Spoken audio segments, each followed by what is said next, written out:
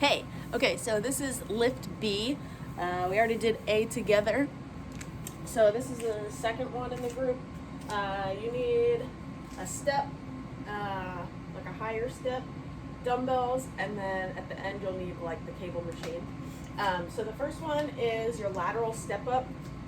So you can do this with a dumbbell if you want to and hold it just at your chest like goblet style right here. Or you can do it without, depending on what you're comfortable with. We're going to do 10 to 15 reps. So when you do these, you're just going to bring your foot up on the box or your step. You're standing directly next to it. Make sure your hips stay level. You don't want to be tilting forward or posterior tilting too much.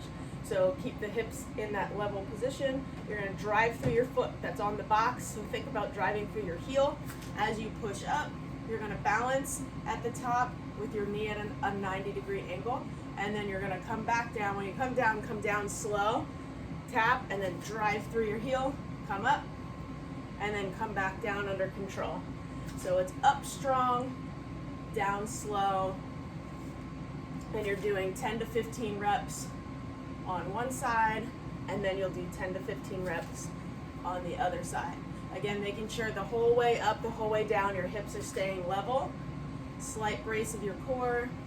Shoulders are square, making sure you're not, especially if you do have that dumbbell in the goblet position, make sure you're still pulling your shoulders back and that you're not rounding your shoulders together. So from the other, or I guess I'll show you from the back so you can see that way too. Hips are level, foot up, shoulders are pulled back, drive through the heel, 90-degree on the other side. Hips are level, especially when you're coming back down too. Drive through, balance, come back down.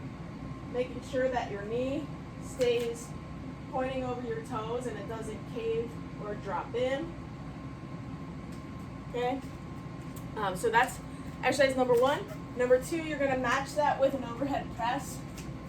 So just standing strong, feet hip width apart, toes spread, tripod foot, big toe, little toe, center of your heel. Hands starting here. You obviously know how to do these. Again, thinking about your pelvis in a neutral position, head also in a neutral position, and then just driving straight up, come back down under control, drive straight up, come back down under control. So again, making sure just that, almost like you have that like grapefruit underneath or apple underneath your chin, just to keep that strong connection, and making sure that when you press overhead, your ribs stay right over your hips. So as you press up, you don't want to be arching at all. You want to keep your ribs right over your hips, and that position shouldn't change. And you're just going to drive up so your core stays nice and strong the whole time. Okay? So you'll go back and forth between those two exercises 2 more times, 10 to 15 reps on each side, and then you're going to go to the next one, which is a suitcase deadlift. So you'll just go with a lower box for this. I usually do about 2 risers in the box. You could go higher or lower depending on what feels good for you. You're going to have 1 heavy dumbbell. Again, 10 to 15 reps. You want your feet hip width apart, not too wide. Again, as you come down, make sure the hips stay level. As you come down, you're going to come down to that position, grab your dumbbell. Make sure you're pulling your shoulders back and down, so you're kind of locking your lats in place. Brace your core, and then you're really driving through your feet. The first motion should always be from you're driving through your feet and your hips come up first. Don't let your upper body lift, because that's going to put too much pressure on your back. So you want to make sure lock. So I almost think about like breaking a bar in half. You're going to break that bar in half to lock your lats in place. Drive through your heels. Your feet push you up through the ground. And then again, you're coming back down. Hips are staying level. Break the bar. Drive through your feet. Stand. Come back down under control. Break the bar. Drive through your feet. And come back down. And I will say, break the bar, take that deep breath to put that pressure, that abdominal pressure, and then drive through, exhale as you come up, come back down. Break the bar, big inhale, drive through your feet, and come back down. So from the side view, hopefully you can kind of see it. Feet hip width apart, hips, pelvis is neutral. Grab my dumbbell, shoulders, break the bar, inhale, drive through my feet, exhale at the top, come back down, break the bar, inhale, brace, drive through my feet, and come back down. Okay, so do 10 to 15 reps on each side for that. And then you're gonna match that with a bent row. And you can do that 2 dumbbells or 1 dumbbell. I like to do things single-sided just to make sure that I'm getting things even. So again, you're gonna have that neutral pelvis as you come down into that bent position. So again, we don't wanna be too arched in the back, but we also don't wanna be rounding through the back. We don't wanna be rounding through the upper back. So as we come down, loose knees, the hips go back, hand right in the middle of your feet, and then we're gonna pull up. It's not about how high you can pull that arm into your armpit. It's more about pulling the elbow back and feeling that lower trap pulling towards the center of your spine, and then bringing it back down. So pull and down, making sure we stay in a good position here the whole time. You're doing 15 reps on one side and 15 on the other. Again, it's not about how high. We're not rotating the body or doing a whole lot of movement here. It's just having that core braced, pulling up till you feel that lat or the low trap pulling into the center of your back. From the front, it'll look like this. So you pull up and come back down. So your hand should not be in your armpit when you finish. If it is, you probably went too far and now you're just grinding on that shoulder joint. So you really just don't want to do that. Your focus is feeling that lat, or your trap, I keep saying lat, pulling your trap towards your spine, getting that squeeze, and making your back really have to work for that.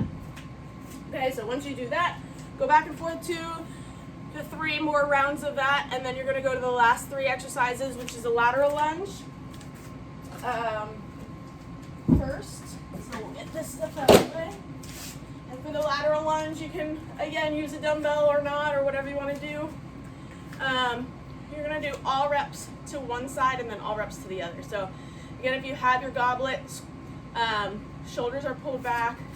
You're going to step out to the side, hips shift back into the glute, drive forward, or drive back in. If you want, you can also come into that like runner stance at the top, and then come out, sink back, and come up. Again, when we do this, we don't want our chest to come too far forward. It will come a little bit forward, which is okay, but I don't want you to be like completely, we shouldn't be doing one of these. We're just kind of getting into that glute. You should feel the glute. We're powering out of the glute and then balancing at the top. So now this glute has to engage to keep the balance. 1, 2, and then come out, drive, 1, 2, come out, drive, 1, 2. So again, from, let's see, what would be a good side for you to see? Maybe put you on the angle. So we're gonna come back, drive up, 1, 2, come out. Again, we sit back. We're making sure our hip is in line with our knee is in line right over our ankle, and our knee is also pointing straight ahead, and we come up. It's not, again, it's not as, for this one, not like the Cossack squat from the other day where you're kind of going a little bit lower. This one is just, you're getting in and getting out. Balance, getting in and getting out. Balance. So it's almost like if you were gonna step and go, like a cut in a sport, like if you're gonna cut and get away from someone. That's kind of more the thought of you're kind of getting it down, coming up, okay? So that's your lateral lunge. You're gonna go into bicep curl next. Pretty basic, everybody knows how to do this one. Feet balanced, tripod foot, elbows in. You could do any variety of bicep curl that you want. You could start with the hammer and then curl up as you come up, come back down. Just make sure you don't lock out at the bottom, whether it's, you know, the hammer, the regular curl, or a full hammer, or just either way, whether you're doing the curl, the twist, the hammer. You just want to make sure that, again, you're not in that rounded shoulder position, so pull the shoulders back. I don't like to say pull them back and down. I don't really like that down and locking the lats in place. I just want you to open your chest. So just opening your chest, core is strong, coming up, nice and controlled both directions, and just not locking out the elbows at the bottom. And then the last one is your high to low chop. So that one you're gonna come to your cable machine for. And so this one, just like in the first one where we did low to high, this one's just going high to low. So you're gonna interlock your hands on the handle. You're gonna come out just a little bit. So we start up high, brace your core. Again, we wanna try to initiate that motion with our obliques. So we brace the core, drive it down to finish, and then you're coming back up under control. So relax the shoulders, brace the core, drive down, come back up under control. Relax the shoulders, brace the core, drive down, back under control. And if you're thinking about your breathing, you're kind of bracing that core. Exhale as you come down, inhale as you come back up. Relax your shoulders, exhale, inhale as you come back up. So from the opposite angle, interlocked grip, relax the shoulders, brace the core, exhale. And it's almost kind of similar to that lateral lunge that we did. This way. Relax the shoulders, brace the core. You're almost chopping right towards your other knee, and you come back up. Okay? So go through that 2 to 3 more times, and that's Lift B.